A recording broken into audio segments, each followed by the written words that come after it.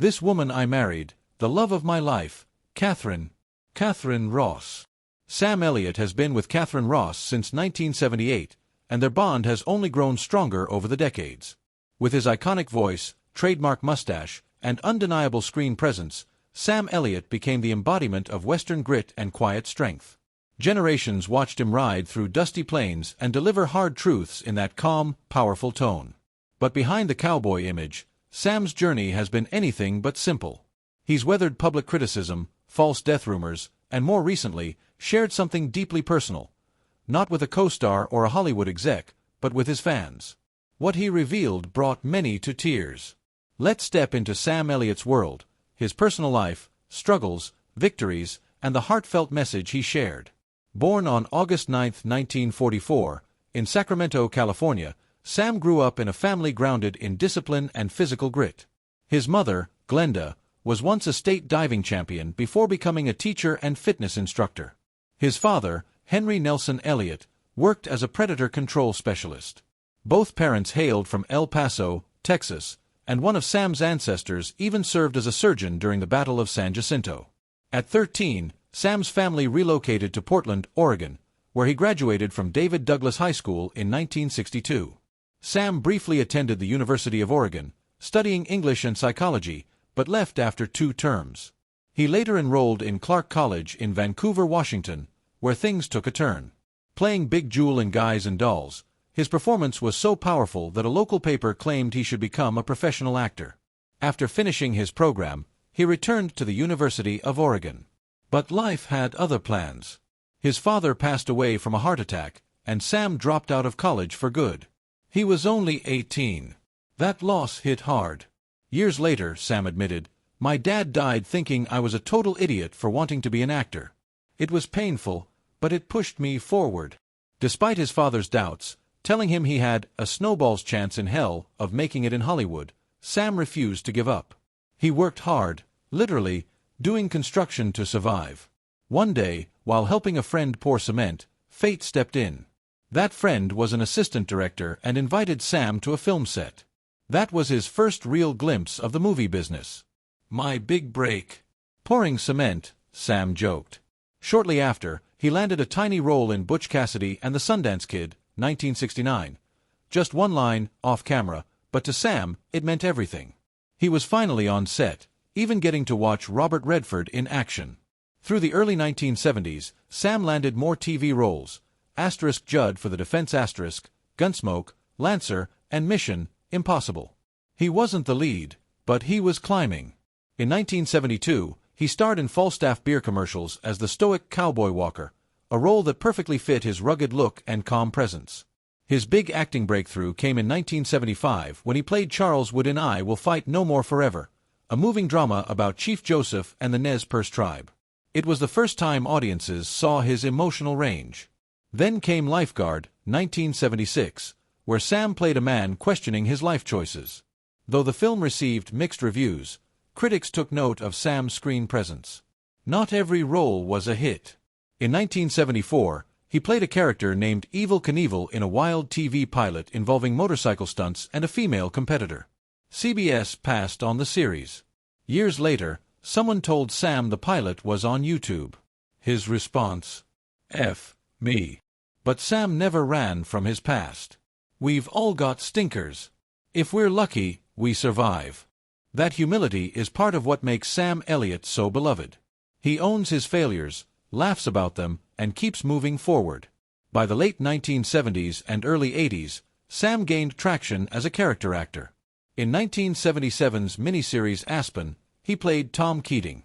In Murder in Texas, 1981, he acted alongside Farrah Fawcett and future wife Catherine Ross. In 1985, he starred in A Death in California with Cheryl Ladd. Sam and Tom Selleck teamed up in The Sacketts, 1979, and The Shadow Riders, 1982, 2 beloved westerns based on Louis L'Amour novels. These roles were tailor-made for Sam's look and presence. In Mask, 1985, he starred opposite Cher, and in Prancer, 1989, he portrayed a tough but loving father figure, showing a gentler side. He also made numerous TV guest appearances, *Felony Squad*, Gunsmoke, Hawaii Five-0, and more. One of his standout TV roles came in 1995's Buffalo Girls, where he played Wild Bill Hickok. In 1986, he played Sam Houston in Gone to Texas, a powerful portrayal of the Texan leader's political and personal journey. Then came Roadhouse, 1989, where Sam played Wade Garrett, the grizzled mentor to Patrick Swayze's character.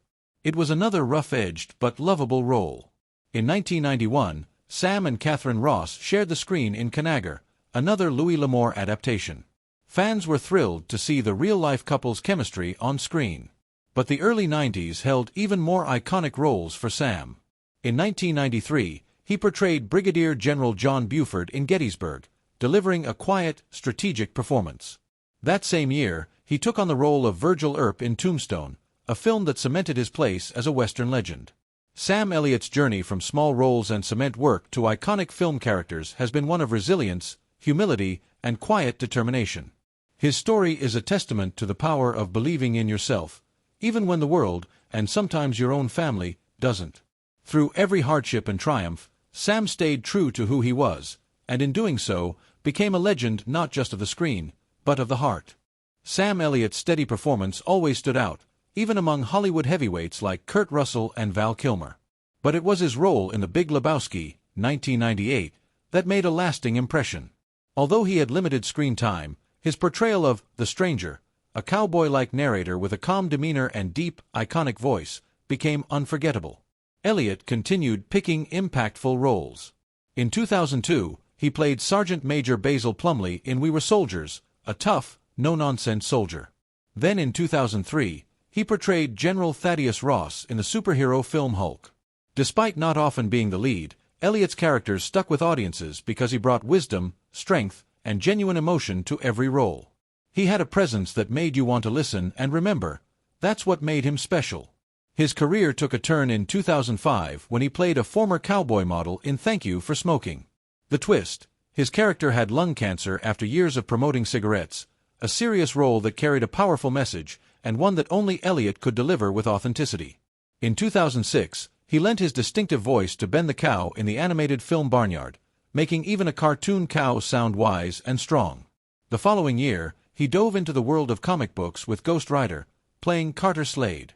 That same year, he portrayed Lee Scoresby, a courageous explorer in The Golden Compass, alongside a star-studded cast including Nicole Kidman, Christopher Lee, and Daniel Craig. Elliott continued to shine in smaller roles. In Up in the Air, he had a brief but memorable role as the head pilot of American Airlines. He delighted fans of the comedy series Parks and Recreation with his guest appearances as Ron Dunn, a peaceful, nature-loving version of Ron Swanson, brief appearances, yet impactful as always. His voice talents appeared again in Marmaduke, 2010, and he played a football coach in Draft Day, 2014. In 2015, he returned in a big way, starring opposite Lily Tomlin in Grandma and taking the lead in the romantic drama I'll See You in My Dreams. He also featured in Digging for Fire and earned the Critics' Choice Television Award for Best Guest Performer in a Drama Series for his role in Justified. This resurgence marked a new wave of respect, recognition, and success. Elliott joined the Netflix series The Ranch, acting alongside Ashton Kutcher and Danny Masterson. The show brought him into the homes of younger audiences and reminded everyone of his enduring talent. He also appeared in Grace and Frankie and voiced Butch in Pixar's The Good Dinosaur. But it was The Hero, 2017, that truly reintroduced Sam Elliott to a new generation. He played an aging Western movie star whose best years were behind him, a role that felt deeply personal. Critics praised his performance. With award circuit writing, Elliott is perfect here. The Hero encapsulates everything you love about him in one package. Later in 2017, Elliott starred in The Man Who Killed Hitler and Then the Bigfoot, a film as wild as its title, yet he brought his usual seriousness and strength to the role. Then came one of the most significant roles of his career. Bobby Maine, the older brother of Bradley Cooper's character in A Star is Born. Elliott's performance was emotionally powerful and earned him the National Board of Review Award for Best Supporting Actor, as well as nominations for a Screen Actors Guild Award and an Academy Award. Reflecting on his first Oscar nomination, he said, "I think the thing off the top of my head might be, it's about effing time." Fans wholeheartedly agreed. After decades of stellar work, he had finally received the recognition he deserved. In 2022, Elliott starred in 1883, the prequel to Yellowstone, portraying Shay Brennan, a strong, complex man leading settlers across the unforgiving American frontier. The show was a hit, and Elliott won the Screen Actors Guild Award for Outstanding Performance by a Male Actor in a Miniseries. Even after so many decades in Hollywood, Sam Elliott continued to make a powerful impact. But behind the calm exterior and legendary voice was a man who had faced difficult moments, many of which the public never saw. Back in the 1980s, Sam Elliott opened up about something few male actors dared to speak about: his experience with the casting couch. In a 1980 interview with the Dayton Daily News, he said, "You cannot believe the casting couch stories I could tell you. The cliches are all true." He revealed that he had been approached by both men and women in the industry and turned them all down. "It's probably hurt me," he admitted, "but I'm the one who has to live with that guilt. My conscience is clear, even though my career is still not setting the world on fire." These words revealed a great deal about Elliott's integrity. He stayed true to his values, no matter the cost. Years later, when the #MeToo movement began, Elliott voiced his support in an interview with Variety, calling it the best thing that's happened to Hollywood in a long time. He acknowledged that in Hollywood, people often did what they had to in order to survive, but what truly broke his heart were the innocent dreamers who arrived full of hope, only to be exploited by the system. Elliott's honesty and strength have always set him apart. In an industry that constantly changes, he remained grounded and real. While many actors adapted to the fast-paced world of fame and technology, Sam Elliott took a different path. He chose to stay away from social media entirely. No Twitter, no Instagram, not even email. In an interview with AARP magazine, he explained, "Everywhere you look, people are looking at their hands. In restaurants, it's like you're sitting in a patch of jack-o'-lanterns because everyone's face is lit up by their phone. Nobody's relating to each other." That's why he prefers real, face-to-face connections over screen time. And it hasn't hurt his fame at all. People still recognize him, but often, it's not his face they notice first. "My voice gets recognized before anything else," he said. He knew from a young age that his voice was special, starting as a tenor in church choirs, then shifting to baritone, and finally, developing that signature deep bass. "I knew then that my voice would be my instrument. And when he wants to go unnoticed. Now if I want to hide, I just keep my mouth shut," he joked. Beyond his voice, fans also admire Elliott's enduring love story. His relationship with his wife, actress Katharine Ross, has stood the test of time. Their story began with a silent glance. In 1969, Elliott had a small background role in a film where Ross was the leading lady. He saw her on set but didn't dare speak to her. "She was the leading lady. I was a glorified extra," he later recalled. Almost a decade passed before fate brought them together again, this time as co-stars. The 1978 film The Legacy was a turning point, not just professionally for the actors, but personally for Sam Elliott and Katharine Ross. It was during this project that they finally spoke and got to know each other. However, their relationship wasn't simple at the time. Ross was still married to her fourth husband, and it wasn't until their divorce in 1979 that she could pursue something more serious with Elliott. 5 years later, in 1984, they married. From the very beginning, their bond was strong. In fact, Elliott nearly turned down his role in Mask because he and Ross were on their honeymoon when the offer came in. Through the years, their marriage has stood the test of time, something rare in Hollywood. Elliott once shared the secret to their long-lasting relationship: "We have a common sensibility, but we also work at being together. You work past the stuff, you don't walk away from it. That's how relationships last." Their story is proof that real love takes work. It's not just about the good times, it's about standing by each other through everything. Despite a solid marriage, a long career, and one of the most recognizable voices in Hollywood, Sam Elliott has always remained grounded. Fame and money were never his goals. It was always about the work, the craft, the story. With over 5 decades in the industry, Elliott has built a respected name. He's acted in countless films and shows, earned awards, and according to Celebrity Net Worth, he's worth around $20 million. But for Sam, it was never about the money. In an interview with The Guardian, he made it clear, "I've never done a job for money." For him, it's always been about the emotion in the script, the depth of the role, and the meaning of the story. That mindset has led him into smaller, lesser-seen films, but he has no regrets. He's proud of the choices he's made. He also doesn't spend much time thinking about his legacy. What matters to him is the present, how he feels, who he's working with, and whether he's enjoying the process. And if you can't enjoy that, he said, then you're going about it wrong. In words that sum up his life philosophy, Elliott added, sometimes you eat the process, sometimes the process eats you. These words reflect who Sam Elliott truly is, a man who values honesty, hard work, and staying true to himself. He avoids social media, laughs at mustache memes, and turns down roles that don't feel right. He's always followed his instincts, and that's what keeps fans coming back, not just for the cowboy hats or the deep voice, but for the authenticity behind them. But even a legendary career comes with its stumbles. Despite his iconic voice and image, Sam Elliott once feared he'd ruined his chances in Hollywood before they even began. In a 2017 interview with Business Insider while promoting The Hero, he admitted, "I thought ed myself out of a career." The Hero was a major moment for Sam. It was his first leading role after decades of playing supporting characters. He portrayed Lee Hayden, an aging Western actor grappling with the passage of time and the pressures of the industry. The film struck a personal chord. Director Brett Haley, who had previously worked with Elliott on I'll See You in My Dreams, wrote The Hero with Sam specifically in mind.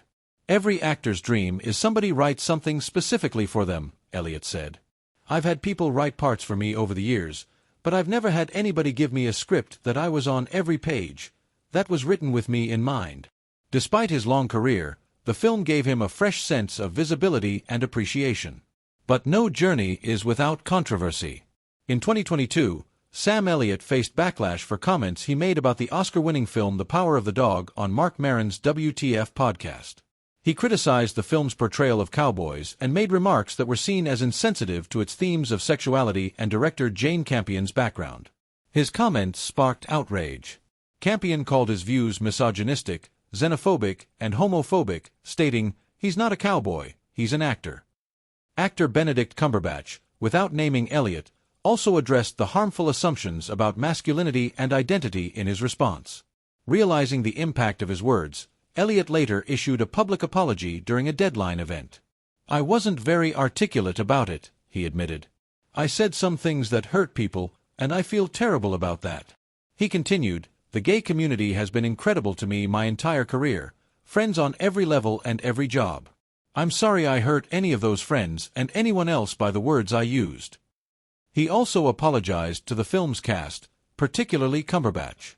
While the apology came late, it was sincere, an acknowledgement that even seasoned actors can make mistakes and learn from them. Then, as if controversy weren't enough, a false rumor about Elliott's death went viral in August 2023. Social media exploded with claims that he had passed away, accompanied by YouTube videos titled "Sam Elliott Tribute" and 10 minutes ago, Sam Elliott, his last goodbye on his deathbed. Thumbnails showed his birth year, 1944, next to 2023, fueling confusion.